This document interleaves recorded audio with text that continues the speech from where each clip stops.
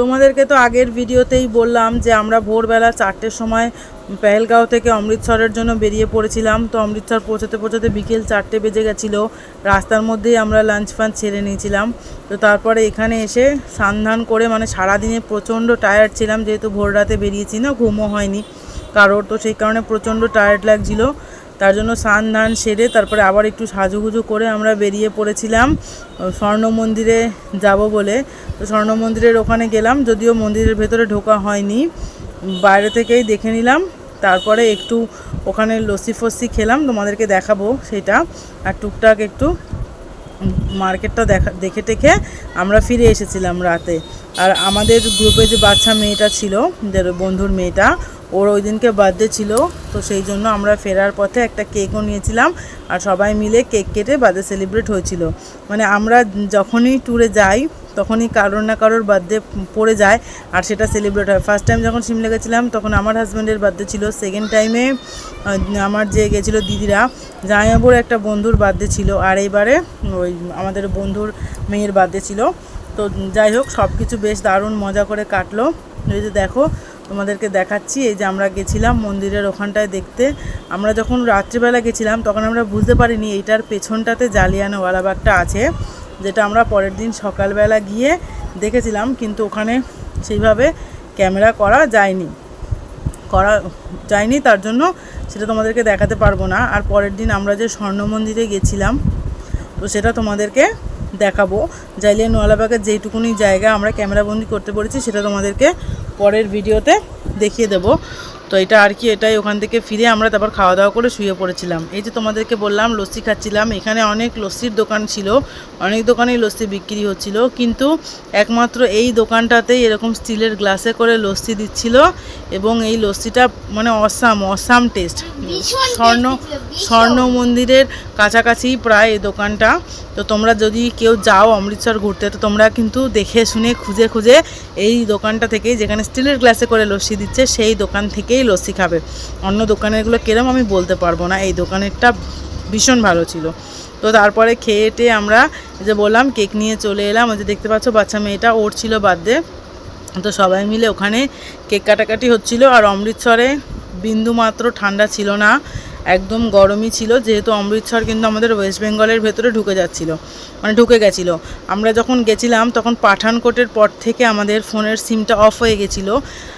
ট্রেনে যাওয়ার সময় তো বুঝতে পেরেছিলাম, কিন্তু যখন আমরা অমৃতসর আসছিলাম গাড়িতে তখন আমরা বুঝতে পারিনি কখন পাঠানকোটটা পার হয়ে গেছে।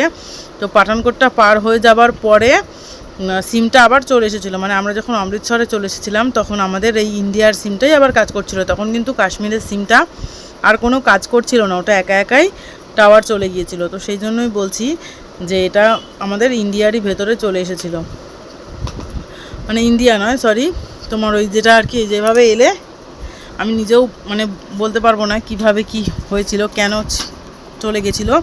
তো সেই কারণে সেটাই বলছি, পাঠানকোটটা ক্রস করে গেছিলাম আমরা অমৃতসর আসার সময়, তার জন্য আমাদের যেটা এখানকার সিম সেটা কিন্তু চলছিল, যেটা ওখানে গিয়ে চলছিল না। তোমাদেরকে আগেই বলেছি নতুন সিম নিতে হয়েছিল, তো সেই সিমটা আবার এখানে এসে চালু হয়ে গেছিলো।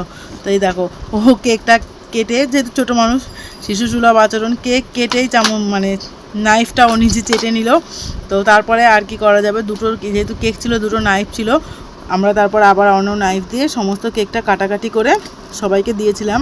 এটা কেকটা কাটা হচ্ছিল, যেটা ডিনার হল ছিল আমাদের ওখানকার ওই হোটেলে, সেই ডিনার হলে, যাতে আমরা ওখানে মানে যতজন ট্যুরিস্ট ছিল আমাদের সাথে সবাইকে কেকটা শেয়ার করতে পারি, তার জন্যই আমরা ওভাবেই কাটাকাটি করেছিলাম, নিজেরা আলাদাভাবে করিনি। যাই হোক, এইভাবেই সবাই মিলে বেশ মজা করে কেটে গেল টাইমটা। তারপরে সবাই মিলে ডিনার করে শুয়ে পড়া হয়েছিল, কারণ পরের দিন সকালে উঠে আবার স্বর্ণ মন্দির দেখতে যাওয়া হবে। দেখতে পাচ্ছ, ও কেক কেটে সবাইকে খাইয়ে দিল। তারপর মানে এই টাইমে সবাই টায়ার্ড হয়ে গেছিলো, সবাই চাইছিল ডিনার করে একটু তাড়াতাড়ি শুতে। আমাদেরকে তো বললাম আগের দিন রাতে আমাদের শোয়া হয়নি, ভোর 4টের সময় আমরা উঠে গেছিলাম গাড়িতে উঠে আমরা আসার জন্য, কারণ মানে বললো যে অনেক সময় লাগে পেহেলগাঁও থেকে অমৃতসর আসতে, সেই জন্যই। তো সত্যি 12 ঘন্টা লেগেছিল আমাদের আসতে, তো মানে অনেক টাইম লেগেছিলো অনেক, সেই জন্য খুব টায়ার্ড ছিলাম সবাই। যেহেতু একটু মানে ওখানে ঠান্ডাটা কম, গরম ভাব, সেহেতু আমরা স্নান করে ফ্রেশ হতে পেরেছিলাম। তার জন্য আমরা মানে এরকম মুখ চোখগুলো দেখতে পাচ্ছিলে। তা না হলে আমরা যখন অমৃতসর এসে নেমেছিলাম গাড়ি থেকে, তখন একদম প্রত্যেকের চোখ মুখের অবস্থা ভীষণ খারাপ হয়ে গেছিলো। নিজেরাই নিজেদের মানে মনে হচ্ছে না মুখের দিকে তাকানো যাচ্ছে না, এরকম একটা পরিস্থিতি। তো সবাই স্নান করে ফ্রেশ হয়ে নিয়েছিলাম বলে সবার আবার সব কিছু ঠিকঠাকই লাগছিল, কিন্তু তবুও ভেতর থেকে শরীরটা প্রচণ্ড টায়ার্ড হয়ে আসছিলো। তোমরা দেখতেই পেলে কেকটাকে এবার কেটে ওখানে মানে যারা যারা ছিল সবার সাথে শেয়ার করা হলো। তারপরে ডিনার করে আমরা চলে এসেছিলাম। মানে এক একদিন ডিনারে যেতাম আমরা ফোন নিয়ে যেতাম না, ফোন চার্জে লাগিয়ে যেতাম, বা কোনো দিন নিয়ে গেলেও মানে সবাই মিলে একসাথে বসে খাওয়া হতো, গল্প হতো। সেই কারণে কখনো মানে আর তোলাই হয়নি ডিনারে কি খাওয়া হয়েছে, কোন দিন কী হয়েছে। তো যাই হোক, মোটামুটি আমাদের প্রচণ্ড ভালো ট্যুর ছিল। ট্যুরের প্যাকেজও খুব কম ছিল এবং ট্যুর ভীষণ ভালো ছিল। আমাদের খাওয়া দাওয়া সমস্ত কিছু এবং ঘোরাফেরা টোটালটাই বেটার ছিল। যাই হোক, তোমাদের যেটা বলবো, তোমরা যদি কেউ যেতে চাও মানে আমাদের এই ট্যুরিস্টের সাথে, তো আমাদেরকে জানিও, আমরা মানে কমেন্ট বক্সে জানিও, আমরা কন্ট্যাক্ট নাম্বার দেবো, যোগাযোগ করিয়ে দেবো, তোমরা যেতে পারো। খুব ভালো ছিল ট্যুরটা। আর কাশ্মীর গেলে অনেকেই অমৃতসর করে না, বাট আমরা একবারে সবটাই করে নিয়েছিলাম। মানে অ্যাকচুয়ালি শুধু তো কাশ্মীর নয়, আমরা বৈষ্ণোদেবীও করে নিয়েছি। তো বৈষ্ণোদেবী, কাশ্মীর, অমৃতসর সবটাই মোটামুটি একসাথে হয়ে গেল।